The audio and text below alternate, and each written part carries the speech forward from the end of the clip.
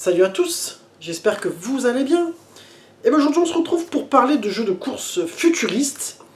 Il y a un jeu dont j'ai complètement oublié son existence, qui s'appelle Speed King et qui était sorti sur PS1. Et on voit ça tout de suite après le générique.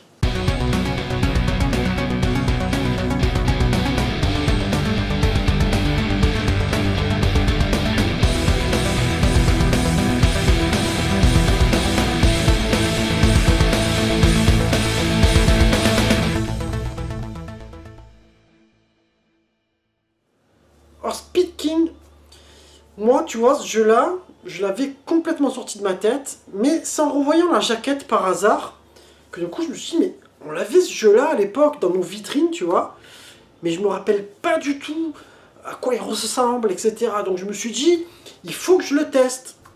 Donc il est sorti fin décembre 96 au Japon sous ce nom-là, et chez nous il est arrivé quelques mois plus tard, au cours de l'année 97, sous le nom Road Rage. C'est peut-être pour ça que ce jeu-là, déjà, il vous parle pas forcément.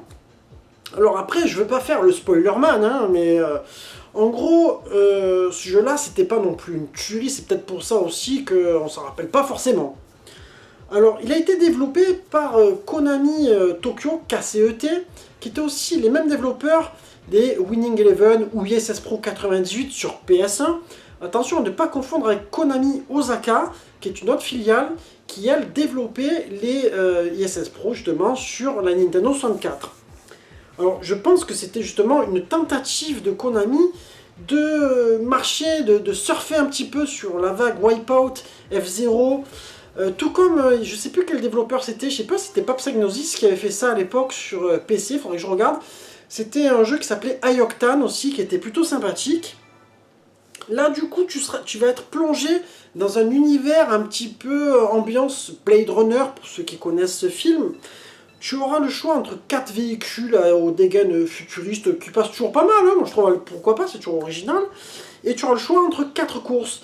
Donc là, tu seras déjà, par rapport à un Wipeout ou un F-Zero, tu vois, tu seras déjà beaucoup plus limité. Ces jeux-là te proposent des grands prix, etc. Or là, tu auras quelques modes, tu auras le speedrun, le freerun, etc. Ou, tu vois, mais ça reste quand même autour de 4 courses. Alors peut-être que tu en as une cachée, moi j'ai pas fini le jeu, pour vous dire, c'est souvent le cas dans ces jeux-là. Si tu le prends en main, joue en vue intérieure, il sera beaucoup plus maniable. En fait, ce qu'on va faire, on va passer directement au test. Graphiquement, je pense que pour l'époque, c'était pas moche, tu vois. Mais ça devait pas être ouf non plus, parce que si tu le compares à un Wipeout ou un F-Zero, bon après F-Zero c'est sur Super Nintendo 64, allez on va dire F-Zero X, t'es quand même en dessous, tu vois. On va dire que ça, aujourd'hui, ça pique énormément aussi. Bon, en même temps, comme on dit souvent sur la PS1, c'est un peu en noir ou blanc, tu vois, t'as des jeux qui ont bien vieilli et d'autres pas du tout. Donc je te dirais que graphiquement, si on réactualise la note, on est sur du 14 sur 20. C'est pas hyper mauvais, mais c'est pas non plus ouf. Au niveau animation, ça reste fluide. Après, il y a quand même des petits soucis qu'on voyait aussi hein, dans les Daytona, qu'on voyait dans tous ces jeux-là en vue intérieure, enfin ce genre de jeu 3D. C'est-à-dire que tu as pas mal de passages avec du clipping et des fois c'est quand même assez important dans ce jeu, c'est vraiment très variable.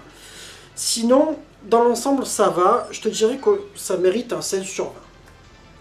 Au niveau jouabilité, et là ça pique un peu, on est quand même un peu loin de la souplesse, de la fluidité de Wipeout. Alors pareil, tu as les aérofreins avec les boutons L et R. Et là, comme je te disais, il faut vraiment jouer en vue intérieure. Je trouve que c'est quand même bien plus facile. Alors après, c'est vrai que c'est un peu comme Ridge Racer. Tu me diras, Ridge Racer, c'était pas du tout jouable en vue extérieure. La jouabilité n'est pas catastrophique, mais elle n'est pas non plus excellente. Tu vas vite partir en tête à queue à des moments. Donc je te dirais qu'on reste sur du 15 sur 20 pour la jouabilité. Ça reste une note moyenne, on va dire. Au niveau mix sonore, alors tu vas avoir des bruitages qui sont plutôt corrects. C'est pas non plus un truc de dingue. On est pareil, hein, si on se compare aux concurrents, on n'y est pas, quoi. Parce que Wipeout, il avait vraiment cet esprit de réacteur, ces bruits futuristes, etc. Puis la bande sonore de Wipeout, laisse tomber, c'était au-dessus. Là, au niveau des musiques, bon, ça reste très très moyen. Donc moi je vais pas non plus, je suis pas là pour défoncer le jeu, tu vois, c'est pas mon rôle, mais je vais pas non plus y mettre une méga note, je te dirais qu'on reste sur un 15 sur 20 pour ce mix sonore. Au niveau durée de vie, alors c'est vrai qu'on n'a que 4 courses, etc. Tu me diras Daytona, pareil, à 3 courses, Sega Rally, voilà, c'est pareil, tous ces jeux-là qui étaient arcade, sauf que ces jeux-là avaient un gameplay de ouf qui fait que même aujourd'hui, t'as envie d'y rejouer, t'as envie de refaire ces courses et de te gagner, tu vois. Là, tu n'as pas ce sentiment-là dans ce jeu, c'est-à-dire que tu vas y jouer un peu, etc. Tu essaies de t'y replonger, mais le jeu te fait pas assez kiffer pour que les 4 courses, vraiment, tu as envie de revenir dessus. Donc je te dirais qu'au niveau durée de vie, ça va être un 12 sur 20. Peut-être que je le remettrai une prochaine fois pour me dire, allez, je laisse une autre chance. Alors on arrive au verdict, et moi je tombe sur une note de 14 sur 20.